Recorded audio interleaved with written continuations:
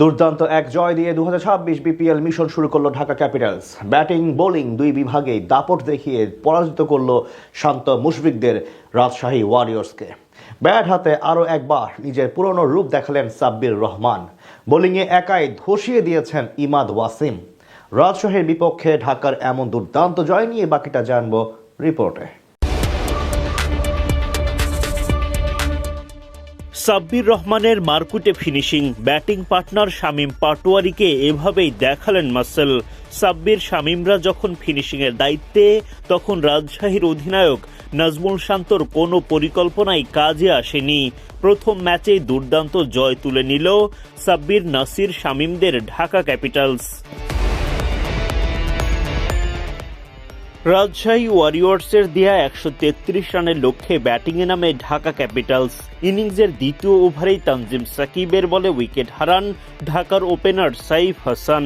দলটির আরেক ওপেনার উসমান খান 15 বল খেলে 2 বাউন্ডারিতে করেন 18 রান। 42 রানে 2 উইকেট হারায় ঢাকা।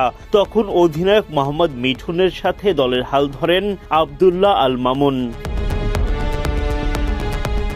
মিঠুনের ব্যাট থেকে আসে 12 রান। মামুন ফিরে যান 39 বলে 45 রান করে। রাজশাহীর বোলাররা খানিকটা চাপ তৈরি করলেও সাব্বির রহমান, শামীম পাটোয়ারির দেখানো পথ ধরে জয়ের দেখা পায় ঢাকা ক্যাপিটালস।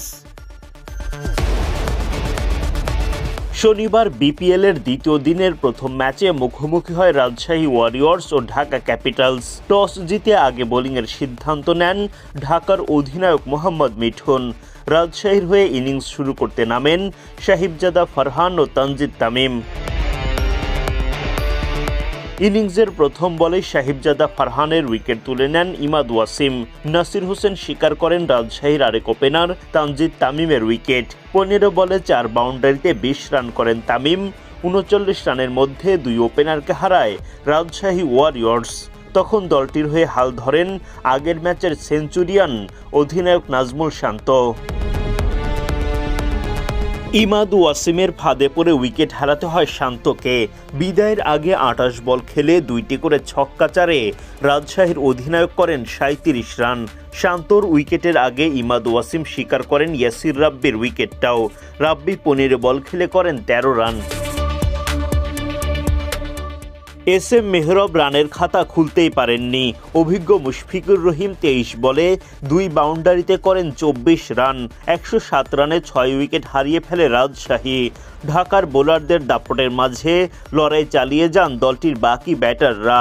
শেষ পর্যন্ত মাঝারি মানের পুঁজিতেই থামতে হয় রাজশাহী ওয়ারিয়র্সকে।